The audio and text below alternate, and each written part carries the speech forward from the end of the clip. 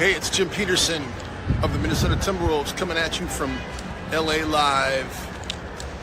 And you're watching Wolves After Dark. Welcome.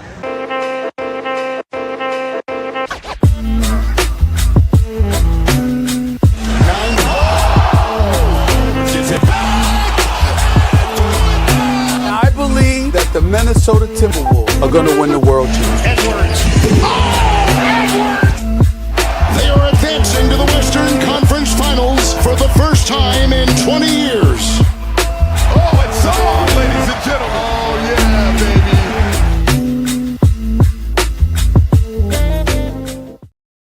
baby. Welcome in, everybody, to Wolves After Dark.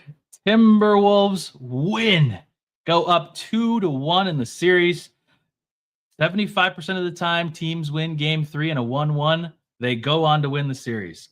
It's a great sign. If you're new here, and if you're not new here, like the stream. Again, we need to make this like the most liked stream of all time. First, because of the Jim Pete intro. Second, because the Timberwolves won. Holy cow. What a game. How exciting. And what a whirlwind. Pretty incredible. The thumbnail alone should make this the most liked thing ever. If we get to 100 likes on this stream, I don't even have them, but I'm going to find a way to buy tickets for game 6 if needed. But Ashwin, how are you feeling going up 2-1, going into Sunday with a lead against these Los Angeles Lakers? 20 to midnight. 20 to feeling pretty good, man. This game had all of it, had all the drama, but no one-sided affair. It felt very close throughout. This actually probably favored the Lakers for the most part. No real rhythm to the game, but man, we came out ready to play tonight. For the first time this series, we took a lead early, 15-7 or whatever it was, and it felt good. And others were hitting shots. Jaden was on a roll. We'll talk about Jaden all night for the most part. But it felt great. It felt like, oh, what a different game from game 2, where there was no play calling. It was all chippiness. Defense couldn't be had. 1,000 free throws. This game had rhythm and had some cadence to it. No one was making shots. And it was one player was taking over this game. And we also saw Luka being a little hobbled with injury or nursing an illness. We saw Ant kind of slowing down a bit early and not really taking over the game that I was hoping to. But we saw the others, the Mike Conleys and the Jaden McDaniels is kind of putting up numbers for us. Dude. Where we were kind of half expecting it, but desperately needing it. Jaden, man. The back and forth between this, the first game, incredible. We're like, holy cow, we're going crazy. Second game, good defense, but offense is completely gone, completely. This game, immediately out of the gate, he is aggressive, driving, trying to take on Luka, wear down Luka early.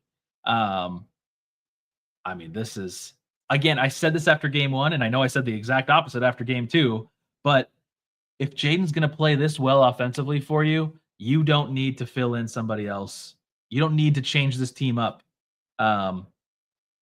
If you're going to, 30 is crazy, but even 16, 17 from Jaden is acceptable. But it seems like if you can get him going, it's 30. That's the number you can actually get from him. Yeah. It's pretty wild. We do have Jaden McDaniels. Man, how exciting. Game 3 in Target Center, too. It felt great. It felt like the energy was there. For the first quarter. The second quarter. Jerseys. Go ahead. Second quarter died down a little bit because LeBron and the Lakers just kind of took over and made it really crazy. And we'll talk about LeBron, too, because his stats look great. And he was something. But he also looked a little his age tonight, too.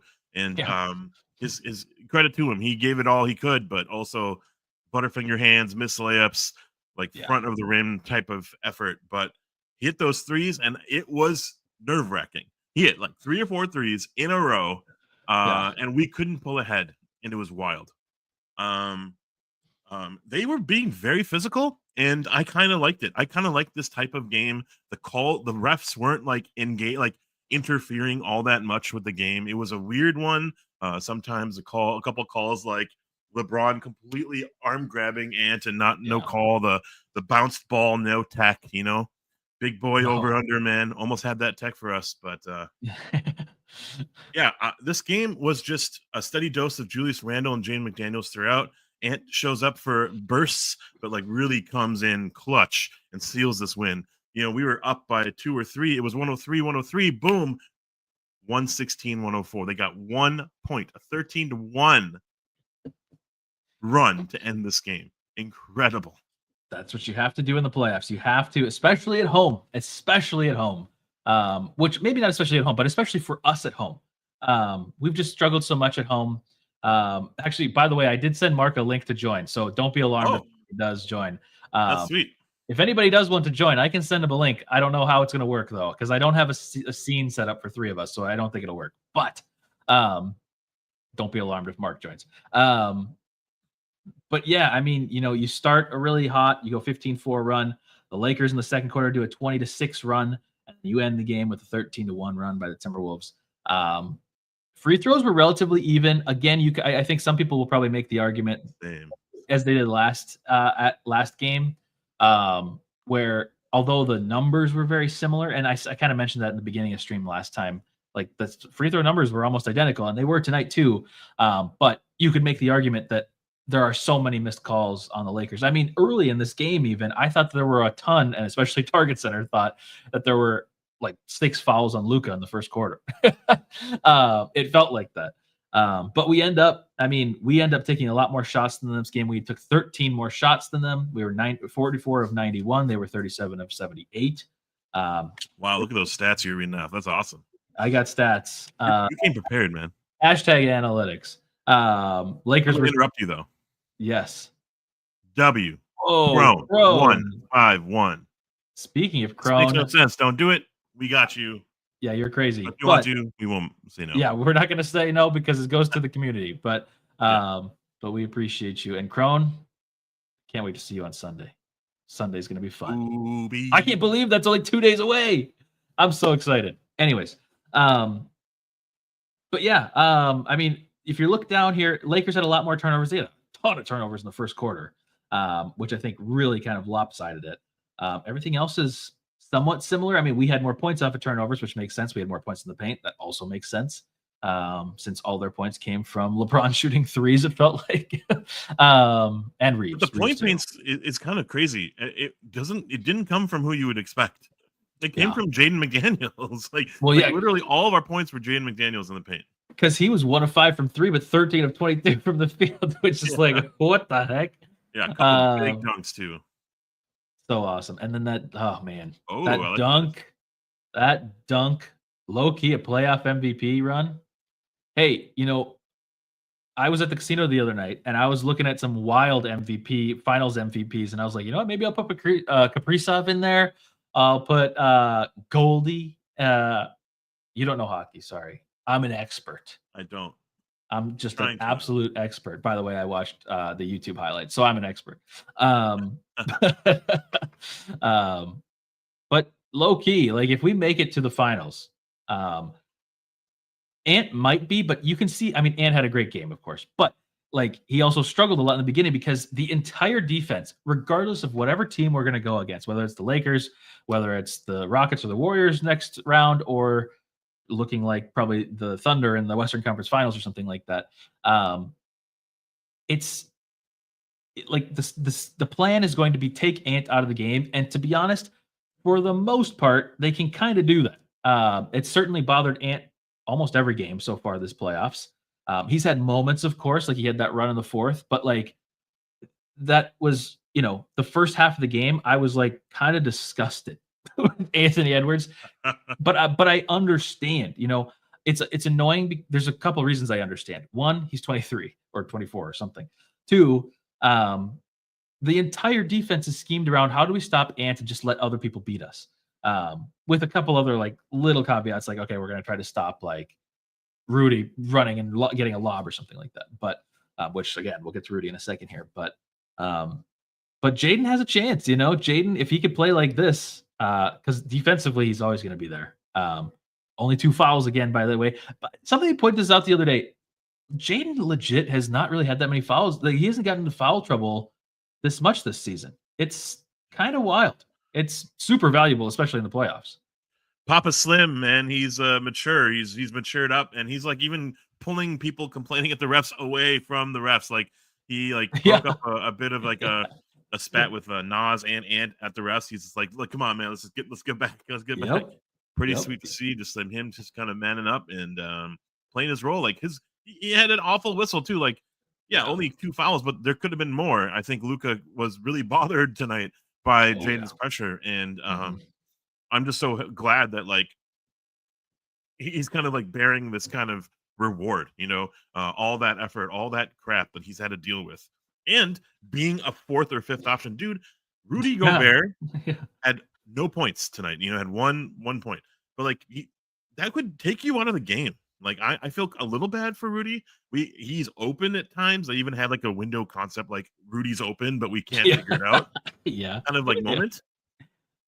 But like it was really cool to see on the perimeter, just us working through Jaden on moments, and like Ant drive and dude makes a simple play.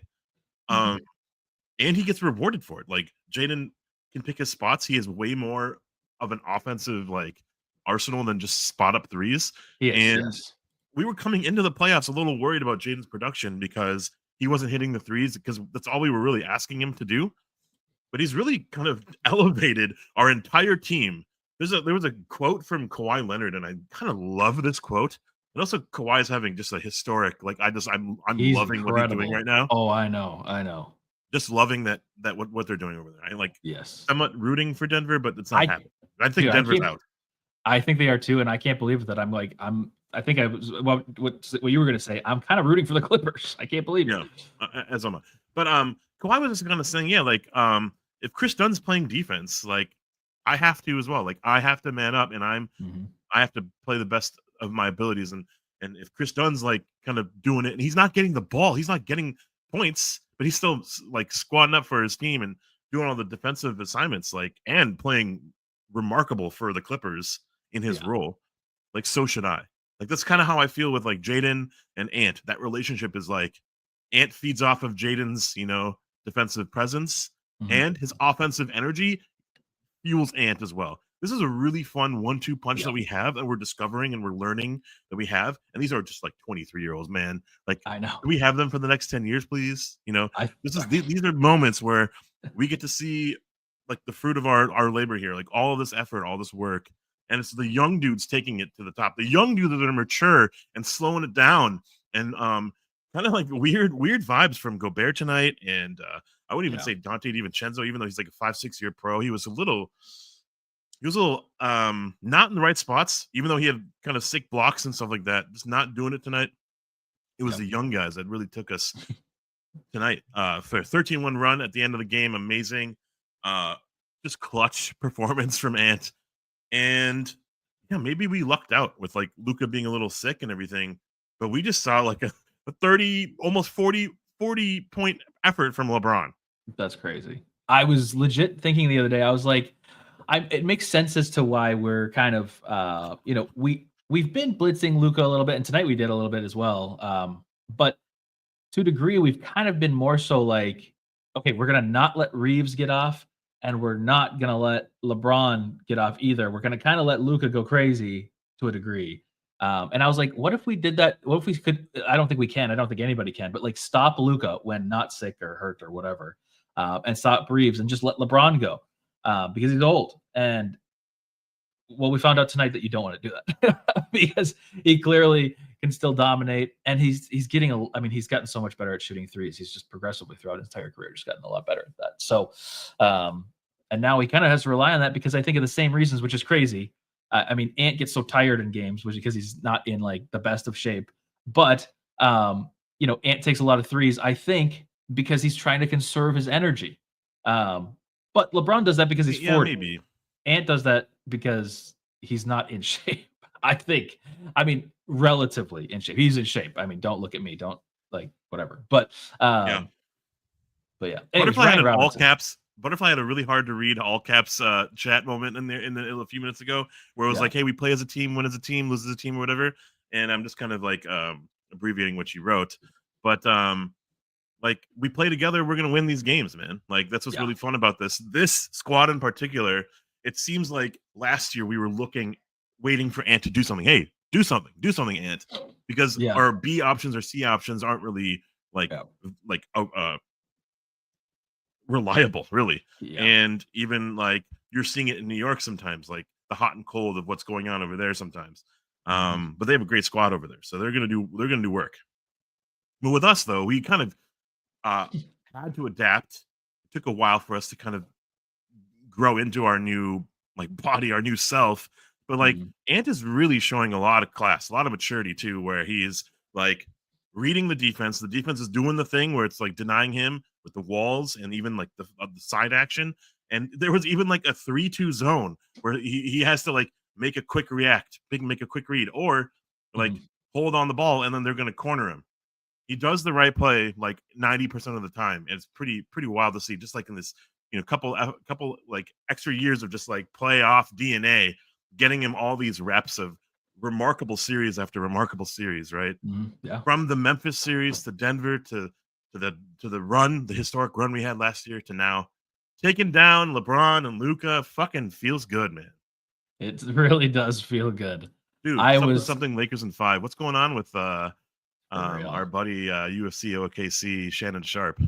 Yeah, he's not. Oh my god, Ant didn't have a free throw. Yeah, I was gonna check that. Thank you. He really didn't. That's insane. Wait, why can't I see this? He didn't even have a single attempt. That's insane. But it was really interesting, like some not like keys to the game for me or anything, but like don't get into foul trouble. Yep. The refs really weren't having it. Like they were not calling chippiness. So it was really fun to watch just the game play. I agree.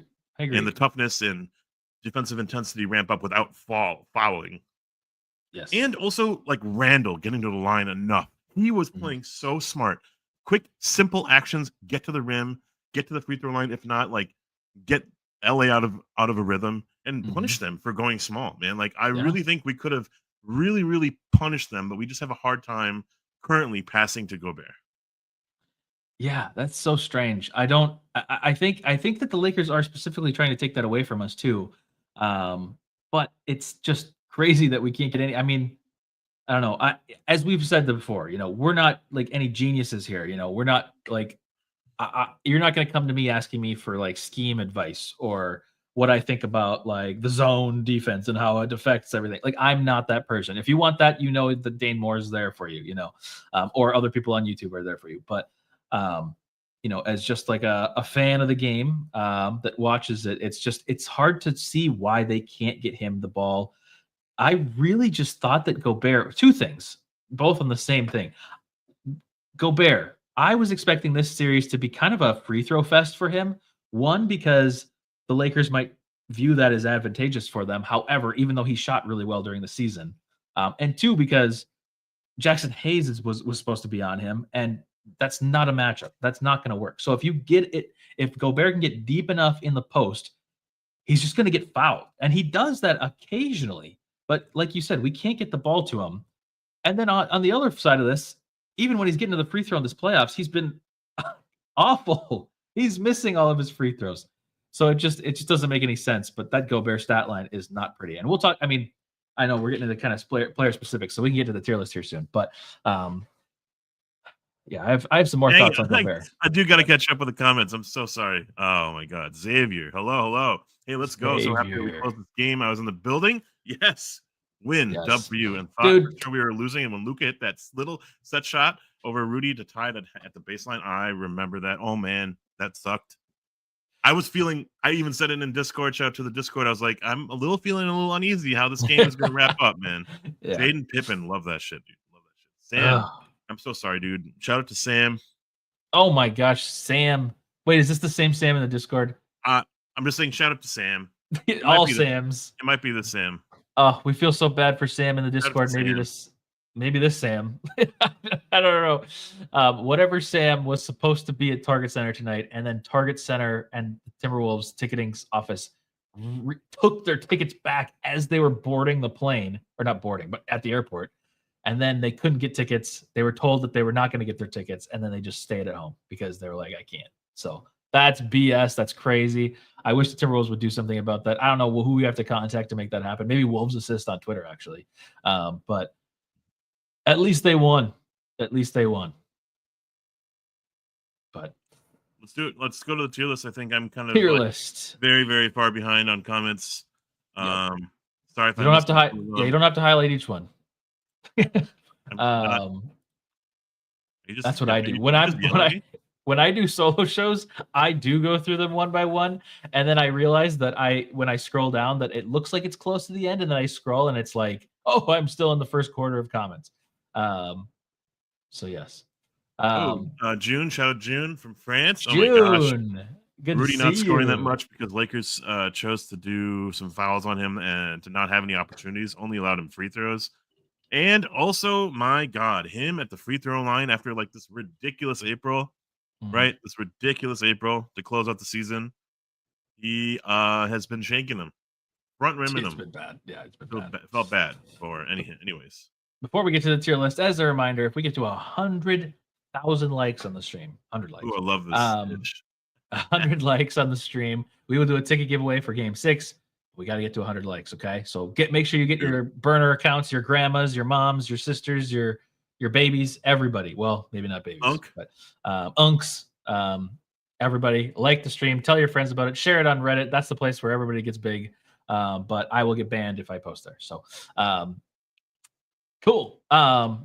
Tier list rules, because I know in the playoffs we get a lot of new folks in here. But this is a interactive experience. You're going to be commenting along in chat, trying to persuade me and Ashwin, the emperors of Tierland. But A1, unforgettably good game. You're going to tell your children about this, and I mean, like, this is the top of the top. You might have to leave some room at the top for like the best games of all time. Glenn Taylor is the exact opposite. So bad, you're going to tell your children about it because it was that bad and memorably bad. We care about you, bud. You were fine, or you kind of went unnoticed. Nothing too bad, nothing too good, right in the middle. And then the old tier is dynamic. It moves up and down depending on our old players' performances.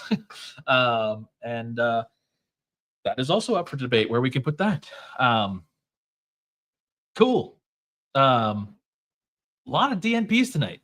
That's okay. What? How many? Did we play 8 players tonight? Yep, 8 players tonight. Yeah, we kept it tight 8.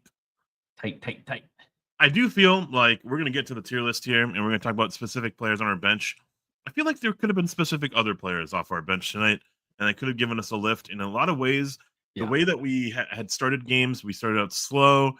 We could have picked up pace. We could have had different types of lineups up there. There's a couple lineups that were out there that just didn't make any sense to me. Nickeil Alexander-Walker was at the head of that. He's been kind of played out of this series. He's so useful in other series. But when guards or bigs are just bigger than him, he just gets pushed around like a rag doll. Mm-hmm. It's really hard to see his impact. He came in and hit that 3 and did nothing else. That's it. That's okay. But also not enough for us, as he's one of our starters off the bench. I would have loved to have seen TSJ, man. I really would have loved to have seen just a different, bigger body on another player, giving him another look. Anyways, 4 points. Our boy, Nickeil Alexander-Walker. Not enough. We care about you, bud. Yeah, we do care about you, but I love this new tier. Yeah, you need a little bit more. I mean, you're right. The 3 was nice. And I like his, the thing I do like about him is his decisiveness. He's never shy to shoot. And I think that's important because last year against Phoenix, he had some very confident moments and hit a lot of 3s against them. So that was very good. But we do care about him. He's not playing the best offensively right now. The shots aren't falling, but I think he will be key at some point. I don't know when. Maybe not this series. This might just be a bad series. We talked about this at both, I think, first and second game. I'm ready to see him go up against a team that's maybe not as I said last time, tweeners, like the shooting guard, small forward, power forward, like those kind of players. Is not fantastic against those. So we need some actual guards out there. Love Padina. Love for you, my friend. At this point, it's pissing me off that dudes like Luka can get all the weak calls, but Ant playing with force gets none.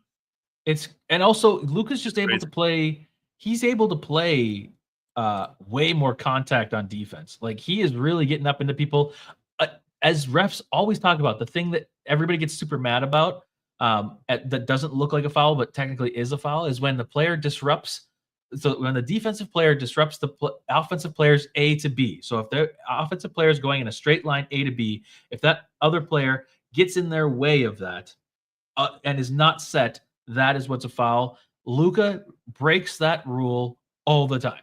All the time. I'm not saying that they're the hardest fouls ever, but they are fouls, and he gets the benefit of those calls. It's sickening. So you're right, Love Fadina. You're right. And thank you for the super chat. And thank you for all your super chats.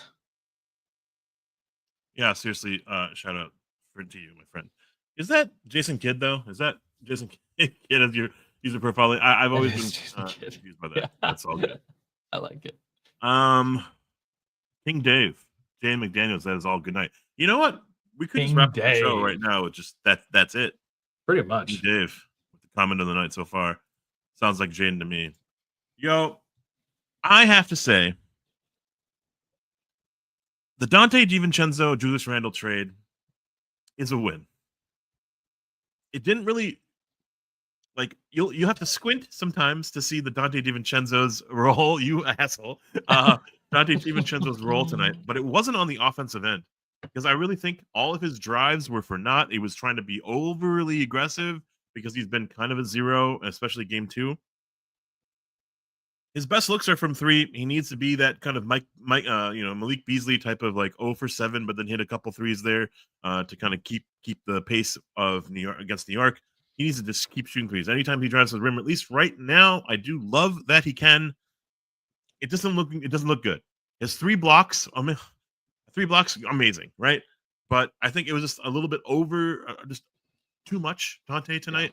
Yeah. And in a moment where I was actually kind of pleading with Finch, put back Conley. Conley was feeling it tonight. I think Conley had a much better put it all on the line type of game tonight. Yeah, I just kind of loved it.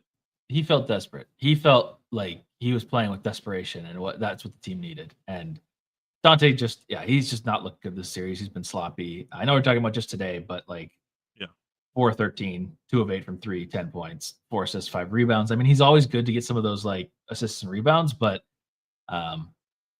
you need early. I thought the threes were going to go crazy. That first 3 he ripped, I was like, okay. And then he hit that super deep 3, and I was like, this is the Donte game.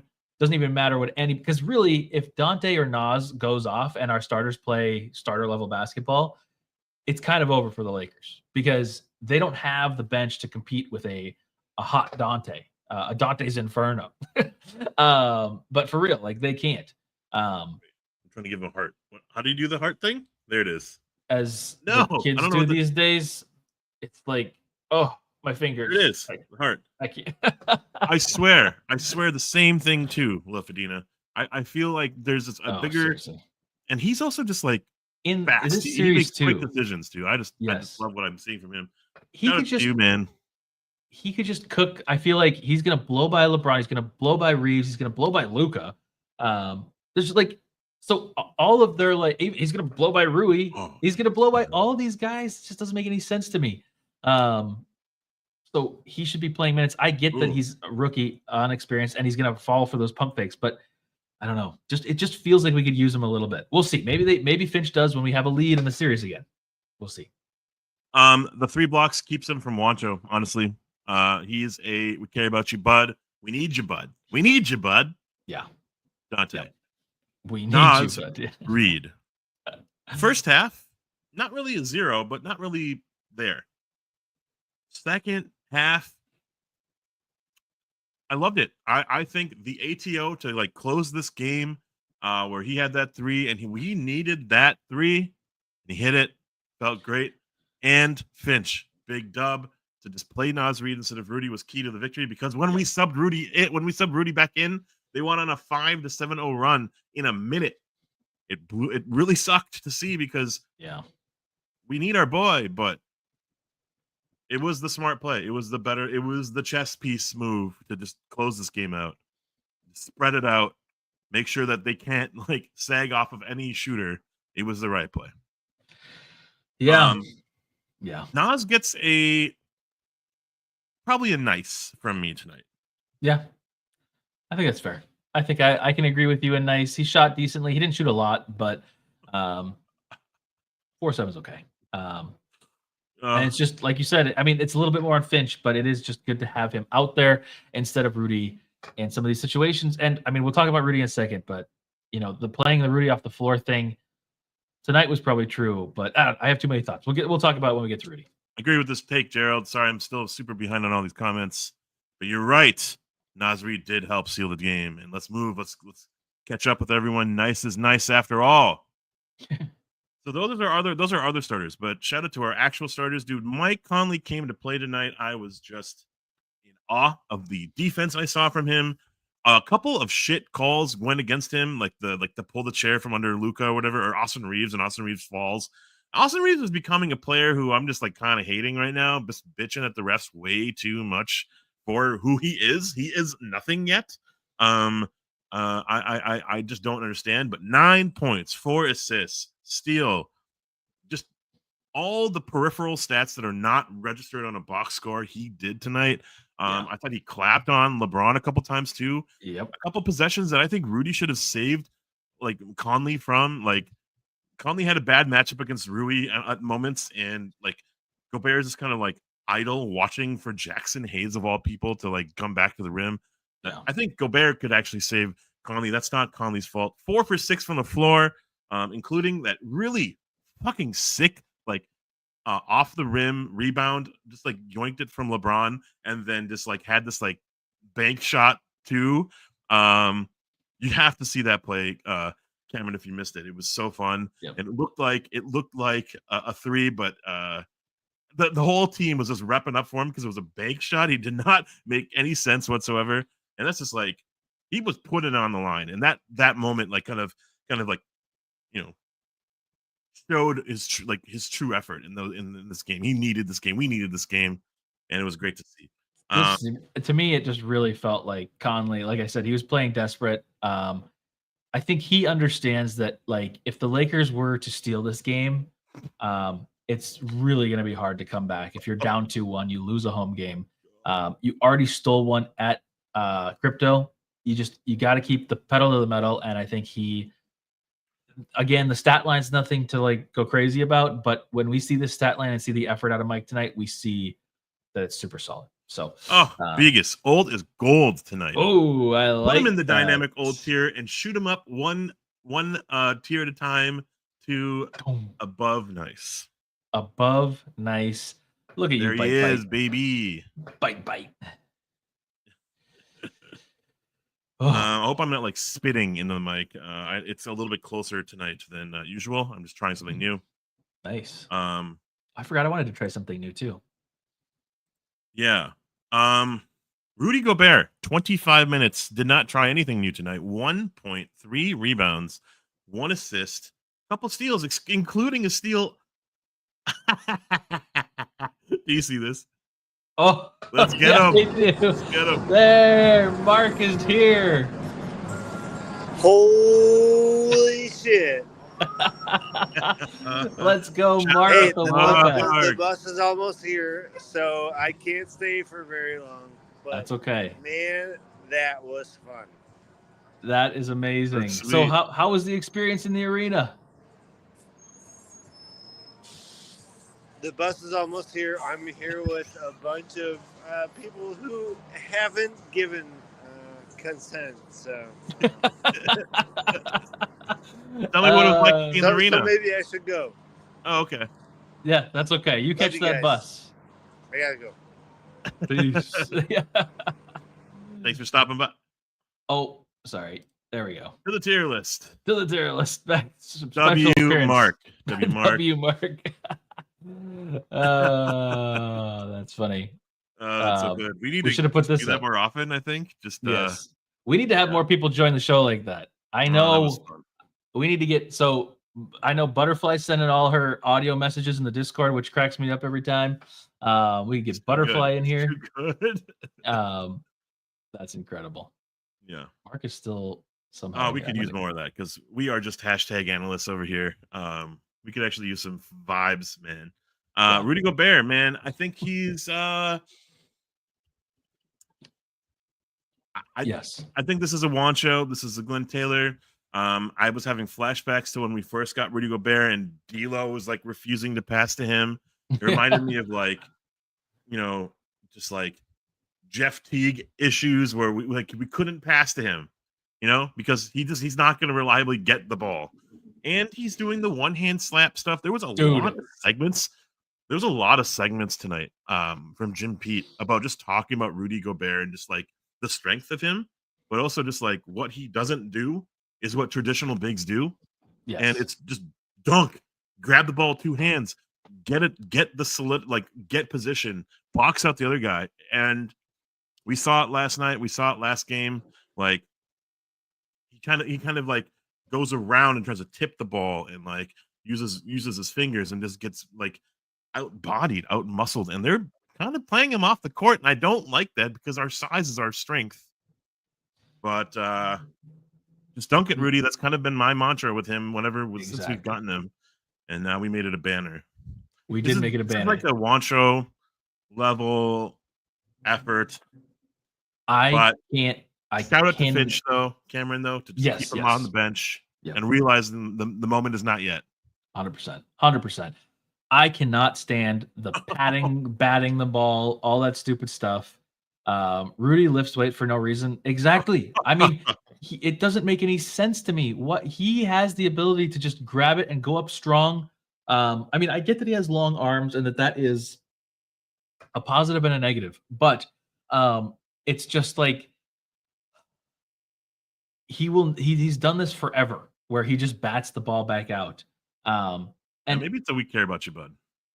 Maybe it's a we care about you. Here's the other thing that I was going to say about Rudy, and I'm going to try not to make this super long, and I don't even have my thoughts fully together. But, coming into this game, I knew that the narrative by the Lakers, well, I knew because it was the narrative by the Lakers fans that Rudy was getting played off the court. And I very much did not believe that. There was much talk about how Rudy was cooked by Luka and cooked by everybody on the Lakers, and they kept switching on to him. But realistically, like I said in the last show, people against Rudy were not effective. It was a net positive for us to have Rudy switched out, even to the 3-point line. Every time Rudy was switched on to somebody, it was actually fine. Now, did I want to keep taking chances with that? Because, of course, anytime you get a big out on somebody that can shoot step back threes, that's like kind of scary. But coming into the game, I was like, I don't necessarily like. It's weird because I don't necessarily think that they're playing him off the court. I think it's more just that Rudy is playing himself off the court in a way because he's not just dunking it. He's not just grabbing a rebound. He's trying to do all this, I hate to do this, Kat mentioned, but he's doing some of these cat things where he's doing it for more of style or just there's no actual grit and strength. It's just, he's just batting the ball around, trying to get cute with it. And it's no, just get a rebound. Even if he can't grab a rebound that well, just hold on to it and get a jump ball. You're going to win. You're the tallest person on the court. I don't know. The batting the ball to me doesn't work. Also, the other Timberwolves that are out there don't seem to be ready for it ever. We're never in the right places. When he did that in Utah, there were players scattered around the 3-point line ready for it. But here, it's we're all just watching him and seeing how he's going to grab it, and then he never does. It's infuriating because the way we ended the season too. I get that we weren't playing the best of teams, but still, Rudy had such a great end of season going for 20 games, 16 games, all this amazingness. And then now suddenly it's we can't play him, and now I'm actually I don't know if we can play him. It's his weak face. It just looks so much. Yeah, it looks so much better with Naz. It's like a Naz Randle lineup out there, or anything else. It looks better. And you could maybe get away with that in this series because the Lakers, Jackson Hayes is getting played off the floor. He's not playing that much. He played 8 minutes tonight. That's crazy. So if he's not going to play, you might be able to not play Rudy, but Rudy's also such a huge part of your defense. It's tough. I don't know. I'm not taking it too lightly, but I'm also not super like down on the effort that Rudy had, at least tonight. We know that we're gonna get a Rudy game. We know that we're gonna another series is gonna Rudy's impact is gonna be felt. Like right now, like LeBron at the 5, Dorian Finney-Smith at the 5. It's hard for like Gobert to like play his traditional role. But like also like Luka's hunting him and trying to get switches, and it's like it's in his own head. So in a weird way, like Rudy's winning by just being out there. Luka's playing a different game than the actual game, and like Rudy got a steal on Luka. That was pretty awesome. And like game 2 and game 3, and finished the fast break. Yeah, and one of the keys for me this game was just playing to our strengths. But maybe our strength is also, as we had mentioned, like in our like X factors, our depth and like the Naz Reeds and the Jaden McDaniels and things like that, and like just having size at all of our positions, and maybe it doesn't need to also include Rudy Gobert at times. When I was watching the game with my friend who doesn't watch basketball, he was wondering like, why the hell is our big dude going to the bench? And I'm like, well, first of all, he's 31. Second of all, they're going small, and he's not doing anything on the court, so we have to like switch it up. And typically, we also like switch him out like 6-7 minutes in the quarter, but I didn't give him the extra context. It's just moving on though. I think I also agree with Sam. Rudy's gonna be fine. It's gonna be fine. Yeah, I think it will. Depending, especially if Finch does stuff like he did tonight, where he plays Naz later. I think that's gonna be key. Did Gerald ask early in the show if we have a big 3? Because Jaden McDaniels, Julius Randle, and Anthony Edwards, not your traditional big 3 names, but they might pull one underneath the wool out of your eyes and be one, at least for this one. Like Julius Randle in 41 minutes had a ridiculous first half. Ends the game with 22 points, 5 rebounds, 4 assists. He kept his turnovers down, but most importantly, boy, did he put a number on LeBron. LeBron got his. Holy crap, he got like numbers tonight. Crazy. But Randall is no slouch on either end, and I kind of love it. You can't slouch. You can't let up. You can't take possessions off. There's no one player LeBron is like looking to just sit and sag off of and rest. So much so that at the end of the game, there's a transition play. He gets the ball and he fumbles the ball because he's tired, because he's old, because he's LeBron. Yeah. Like that is like Julius impact. It's so weird to say that out loud, but it's like a Julius impact because like he's just getting bodied, and I love it. I see it, and I just think there was a purpose to this other half of this trade. Was Randall has handles, but Randall has the ability to defend with his body, not just his hands. Yep. And it feels good to just like get people out of rhythm, and then having them do fucking tough shots. Like LeBron hit all the shots, but only like 1 or 2 were layups, and only one was a dunk, and the other ones like there was a couple open threes.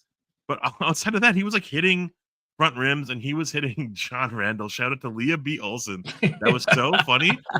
Like, oh my god, it was so random that she just like kind of called him out and said the wrong name. But yeah.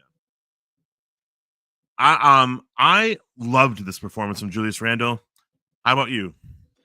I agree. Also, side note on Randall, beyond just the defense, first game of the series. First off, what did we come into the playoffs with Randall worrying about? What was the main thing that we were worried about with Randall? Or all the narratives resurfacing. Yep.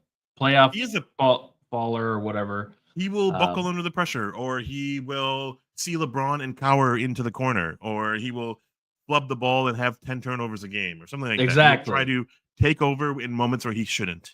He will turn the ball over like crazy. Game 1, 7 turnovers. Crazy. That's crazy. Game 2, 1 turnover. Game 3, 2 turnovers. He is a fixed person. He is not turning the ball over anymore. He is scoring at a good pace. He is defending. I know, like you said, LeBron got his tonight, but still, he is being physical, which is taking a toll on the other side. This has got to be fun for Randall. He came here, got a lot of heat from the Knicks fans You're for right on saying, that. coming here, the Knicks fans, he got heat for saying that he's like, this is maybe the most that he's been able to play for, like the best team that he's been on with a real shot or something like that. And now he's able to show it, and he's scoring. I mean, like, he's just playing really well. He's playing really well. Besides that first game, which honestly, other than the turnovers, wasn't really that bad, and we won that game, by the way. He was nearly enough to save us in game 2. And game 3 comes through, which is a great performance as well. 22, 5, and 4, only 2 turnovers, as I said. He got a steal. He was 6 of 13.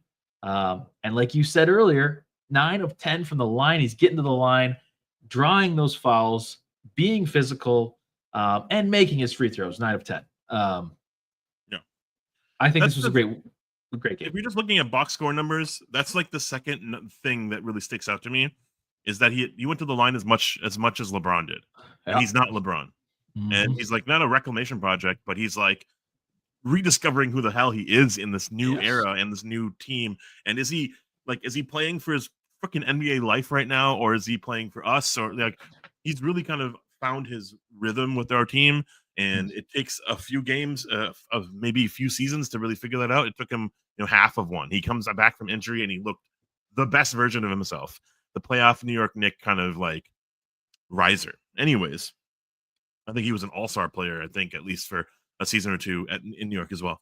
Yep. This was cash. This was straight up cash. And it doesn't even look like that because he only took 13 shots. But like, we're not asking him. Remember, like, we're not asking him to score above 20. We're not like expecting that even. It's just that it's like you said in the playoff preview: 18, 7, and 4. Like, if he does his averages, like, that's huge for us. That's huge, dude. K Brewers. Yes. I love when you, oh my God, shout out to all of you, seriously. But I love when you speak up because I love your comments. And I think activating on him on defense consistently is what you love to see. I love that too. In the regular season, man, another thing that I was a little worried about was he just kind of like walking back on defense. There was a lot of like questions about his like kind of intensity and effort, especially when he doesn't have the ball in his hands and he's not getting 20 points. Maybe he's come to some sort of realization that he doesn't need to do that. There's a lot of other things they can do to impact and affect this game. I think we're seeing the best version of him, man, and I'm just really, really here to see it like kind of like blossom. It's awesome. I'm excited. I'm excited. It's pretty amazing. Anthony Edwards. Yes, Ant, of course. I don't know why I'm usually we close the show with him almost every night we do. Doesn't feel right tonight. Because Anthony Edwards was maybe one of the stars of the show. 29 points, 26 shot attempts, 8 rebounds, 8 assists, block shot, couple steals, and he was kind of given his best effort as a vet tonight. Yeah, he was coaching up the team in timeouts. You could see him kind of like mouthing off. He was not dabbing up DiVincenzo. He was not happy with DiVincenzo. He was playing his role tonight. The only problem is that easy misses at the rim is going to cost you in the playoffs. It doesn't necessarily mean much in the regular season, but when you go 4 for 13 before you pop off in the fourth quarter with like 3 or 4 missed bunnies, you kind of think about, oh no, the next time you're going to miss, right? You had that powerful dunk. Oh, that sick ass fucking dunk. That was so sick. Fucking chair, man. Wish I was in the arena. Dude, I'm so happy for the people that won the giveaway last time because they got to see that in person and see the crowd go crazy. The playoff crowd is just different, guys. If you haven't, I know we're trying to do our own giveaways, but you've got to find a way to get to a playoff game. I know they're really expensive against the Lakers, but it's the atmosphere is so electric. You just have to go, and to experience a dunk like that in that building would be insane. Would be insane. But I'm just very impressed with this like new arc of Anthony Edwards. However, there were moments in this game, it's not a regular season game, we needed to find just a bucket. And we were going through the normal motions of finding everyone in the flow, whatever. Actually, I would rather have just had Ant just take shots and really kind of just like pony up and take threes and things like that. Because it happened in the fourth quarter. Yep. He took over in the fourth quarter. I wouldn't have minded seeing that in the second because we were losing that quarter, and we could have lost the entire control of this game. Like, what if Luka Doncic was Kaiser Yes. Sozeing it. He was faking the sickness, and he just pulled one over us and like popped off. Like we were waiting, we were biding our time. So Ant was great. Ant was amazing. His clutch numbers apparently was like above Jalen Brunson for most clutch player of the year, whatever. I don't know what that was, but he came in through in the clutch for sure. Amazing. But it might not have been enough. Yeah, I think this still was like a weird game, and he kind of said that post game in the interview that he had with ESPN. He was like, "Yeah, I mean, this still isn't like a great game for me, and I've been kind of struggling this whole series realistically," which he kind of has. So to hear him say that, I mean, that's good. Obviously, self awareness is good. We want to. He knows that he needs to be better. That's good. Because I mean, to go quarter by quarter, which I think is important tonight. I agree with your take, by the way. The one that you're saying where like I kind of just wish we would have seen him shoot over the defense a little bit tonight, because we needed some offense at moments to kind of keep us at bay, and also like especially, I mean, all game LeBron was kind of going crazy, and it felt like the Lakers at times we would hit like a good shot, or Jaden would have a really nice moment, and then the Lakers would just come right back down and get it right back, and it felt like we need like another killer on our team to just kind of take over. Luckily, that happened late. But first quarter, he only had 5 points, which isn't so weird for Ant. He usually doesn't have the best of first quarters. Second quarter, he actually had 7 points in 8 minutes, but it was on 3 of 8 shooting, just not super efficient. And that's where we had a lot of those missed layups, which those were just killers because it felt like there were a couple moments where like LeBron was missing some free throws where it felt like, okay, he missed a free throw. This is our chance to take advantage and kind of take over. And then we would go down and like miss a wide open layup.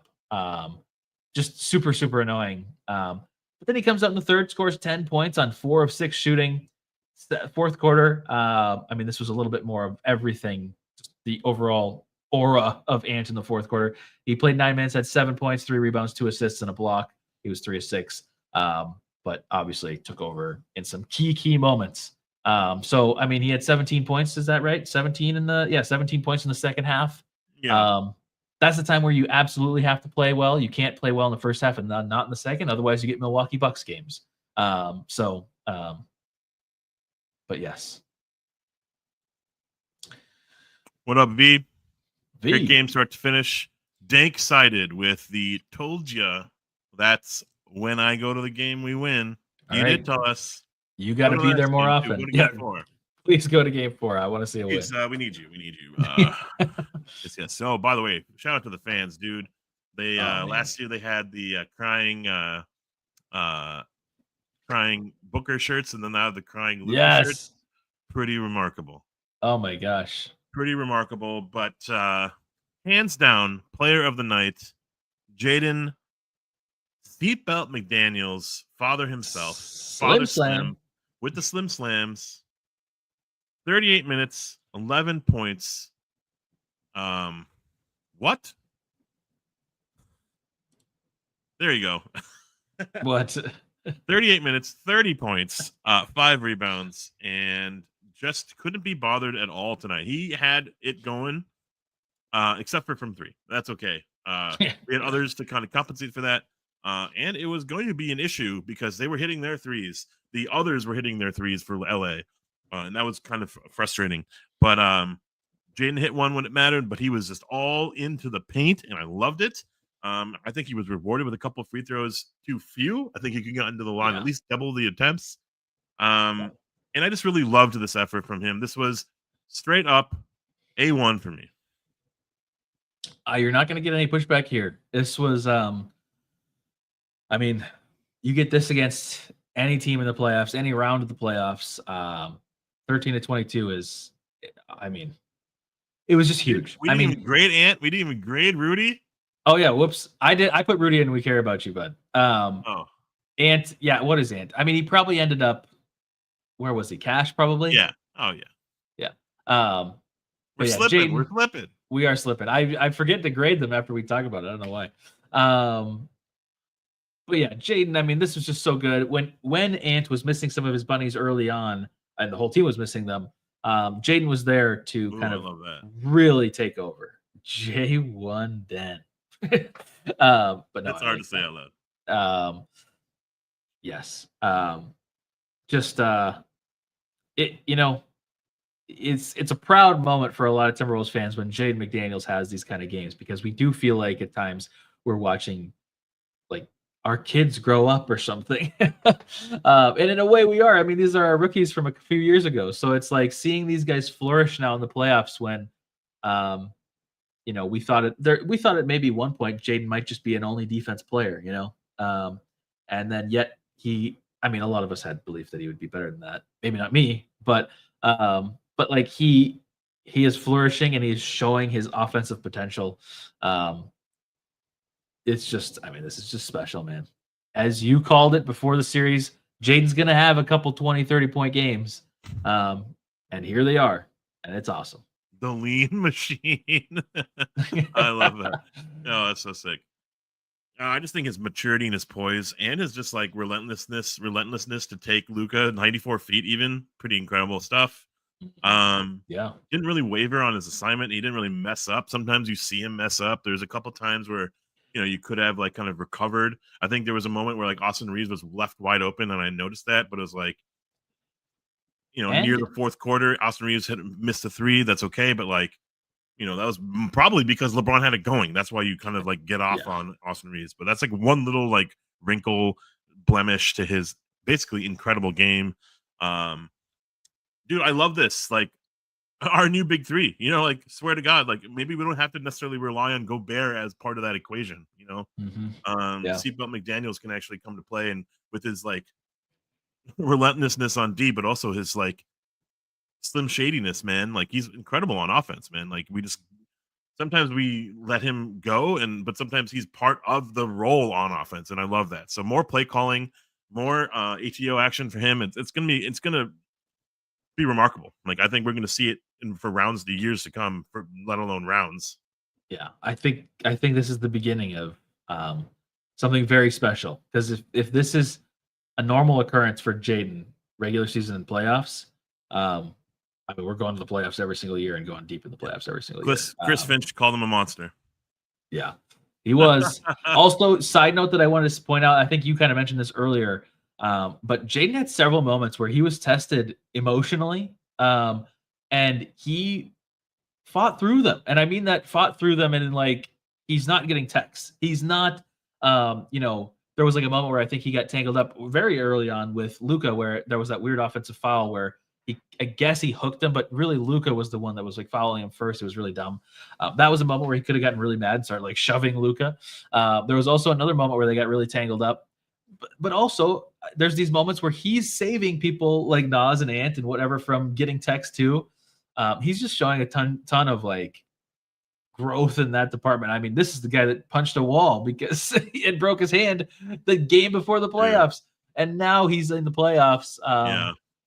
Doing this. This is just special, man. This is just awesome. I love that so much. I mean, I swear I'm feeling like there's another game that's happening. I wish everyone was mic'd up.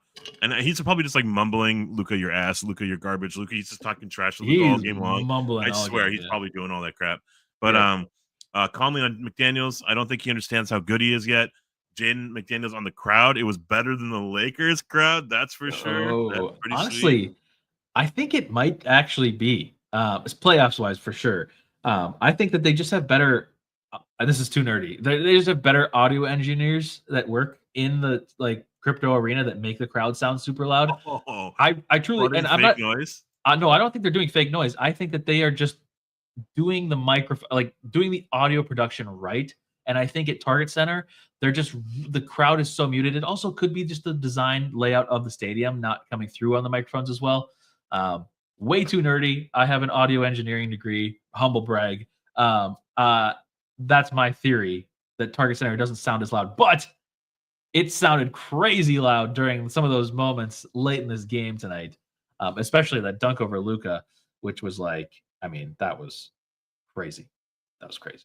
So look at that tier list. That's a pretty one. Let's have that happen on Sunday.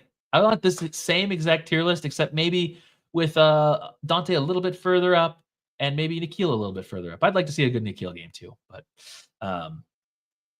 yeah, see, I think it's just the audio engineers that work for certain crews. So like the Lakers, they have a really good crew and like a really professional crew. I think it's like, I don't want to say that they don't have a good crew at FanDuel. But like, I just think that they know how to make the crowd sound better than it is a lot of the time. And ESPN obviously is going to have like the top of the top people working for them. So I think that's what it is. Nicole, I think Sunday will not be a whiteout game. Everybody complained last year. Everybody complained about whiteouts last year, so they're not doing them anymore.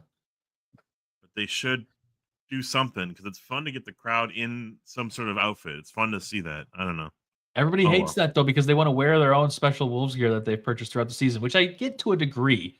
But I also think that having the entire crowd be all white, my aunt is a season ticket holder, and we've talked about this forever. Can we have like a green out, like a really bright green out or something like that, or a blue out? Just maybe not white. I mean, white is cool for sure, but like just something else, or a blackout would be cool too. I don't know. There's just all these things that I feel like you could do that would look cool.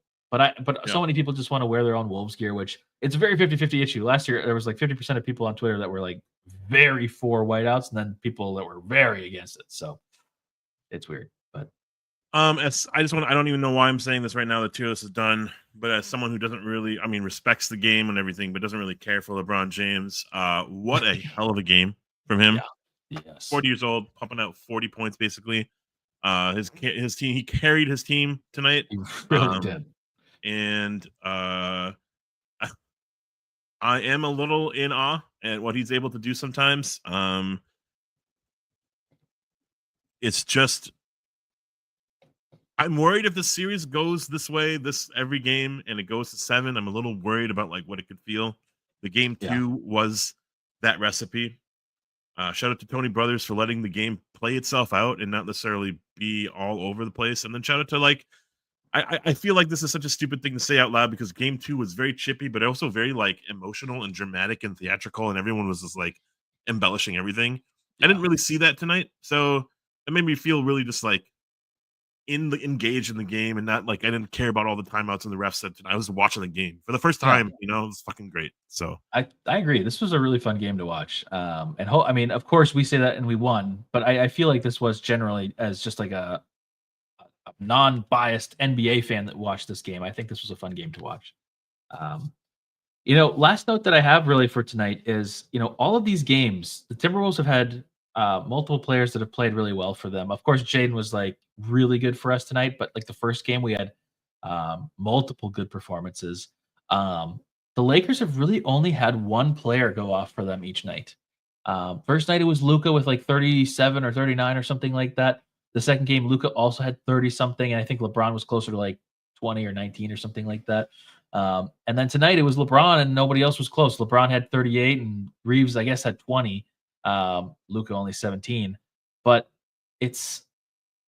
they are getting bailed out by one player having a good game, keeping them close or winning these games. This isn't like a full-on like the whole team is just clicking and everything's working. It so much is up to Luka or LeBron to kind of save them. Now, no doubt, they could both go off in one game. It's certainly possible, but right now, through 3 games, it's really just been reliant on one of them to go off. I don't know if that's a recipe for winning the series for them. And I think we have way more options. Of course, they're not as reliable as LeBron or Luka, but our bench didn't even necessarily have the best game this time. I mean, they were okay, but look at our tier list. Rudy's on our bench. Well, maybe he's going to be our bench. Donte, Naz, all nice or lower. It was okay, they were fine, but we're really missing a lot from them that we got a lot during the season. So really, at some point, which in game 1, the dam did break, that dam is going to break again at some point in the series. And we have a 2-1 lead. And whenever that dam breaks, it's a guaranteed win for us. So I'm looking forward to that. I hope that is Sunday. I think Sunday is super important. You have to, if you lose Sunday, then it's momentum back to the Lakers because then they go back to Crypto Arena with a chance to take a 3-2 lead. And I think you just do not want that. So you win game 3. You got to win game 4. And then you just got to win one of the last few games. So It's kind of crazy. I wasn't ever thinking 3-1, right? I wasn't, for some reason, was never thinking 3-1. But that's now in the possibilities. Cry the rivers. You will cry with your lakeless lakes in LA fans over there. Like I have not thought about that. I have not thought that far, but now it's a reality, and it sounds incredible. To have a 3-1 lead against the Lakers, it is possible. And you talked it just now. You just said it. Like, our bench hasn't been the best. Their bench just peaked. Like, I swear, like they've done their job tonight, and it was the others for LA that kind of came to play. But like, LeBron had to carry them. They don't have another switch. They don't have another gear. They don't have another way to play. This is their team. And like, when Doncic is on, that's great and everything, but like, they need 50 from him. Like, I swear, like, they do need that much from him to really like take us. And that's not happening. We got Jaden McDaniels, playoff rising. Jaden McDaniels. He is a playoff riser for sure. For sure. I mean, this is kind of why I said Lakers weren't going to happen the series. I think this was a Wolves in 6 because I was feeling the refs and like the narratives were going to take a game or two from us, and maybe we'd even lose a game because of our shooting woes that happened all in game 2. Everything was just game 2 issues, and we saw the writing on the wall. And now we can't go back. So this feels fucking great. Feels really good. Let's take one home on Sunday. Let's do it. By the way, 420 Sports, go Wolves. Let's go, boys and gals. You were at the game. You won the giveaway last time. I'm so happy that you got to see a fun game, as did Eric Heller. That's awesome. Obviously, Mark was at the game too. Oh, yeah. Super awesome that this was the game that we got to do a giveaway for, because, man, that was fun.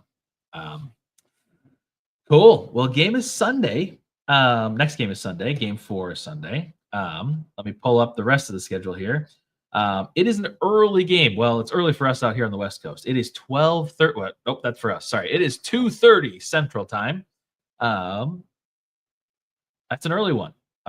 Matinee game, is that what they call it? I don't know. But our opponent is the Lakers again. Ashwin and I might not be available for a stream after that game. What? We're going to be together. What? We're going to go live, but it might just not be like immediate. Yeah, it would probably be a ways, because I mean, I have to drive home or whatever. Or are we going to do it at the restaurant? No. Okay. Yeah, I was kind of thinking we gave up on that. But okay. Unless it's like the most legit hype game of all time, then we're whipping out the phone and we're celebrating. We're whipping it out. We're ripping it out. Everything. But it's happening. But yeah, it'll probably be a much later one, similar to the first and second game, because we're gonna hang out with Crone and whoever else wants to come to Seattle. But yeah, no, we're gonna be watching that game together, and hopefully it's a good one. Maybe if it's a bad one, we don't go live. But we'll see. One screen. Wait, what am I talking about? One screen, one wad. Hey, 100 likes on the stream. No, I'm just kidding. Crone is flying there. Crone lives in the apartment next to me. Pretty close, honestly. Close enough. I thought he lived further away than he actually did. I know, I did too. I thought he was in San Francisco until he told me he was here. So I thought he was in Portland. But we're all here together in this chat, which is very nice and close, and feels like we're all in the same house. Look at this. Cool. Is Kevin Garnett going to show up on Sunday? That would be awesome. We'll see. Okay. Cool. Thank you. Yes, just dunk it, Rudy. Thank you, everybody, for tuning in today. Timberwolves win. I got to rewatch this game because I did miss a little bit of this game, unfortunately. And luckily, Ashwin was there for me. But shout out Ashwin. I'll always be there for you, Cameron. Yeah, you will. You definitely will. Cool. I don't remember the things that I say at the end of stream now. What do I say? I think Steve said, Wolves. Go Wolves. Oh, yeah, 16 wins. That's what I say. 16 wins is still possible. Really, we need how many more? 14 more? 14 more wins? I like that. I like so. Intro as the outro without Jim Pete. By the way, if you haven't seen the intro, you got to go all the way back to the beginning and see the Jim Pete intro if you missed it. So cool. You got to see it. Anyways, intro as the outro. Target Center was amazing. We'll see you Sunday afternoon, evening, something like that. I don't know. Peace.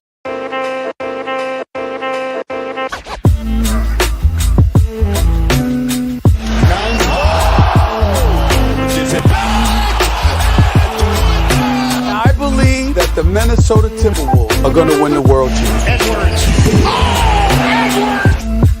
They are advancing to the Western Conference Finals for the first time in 20 years.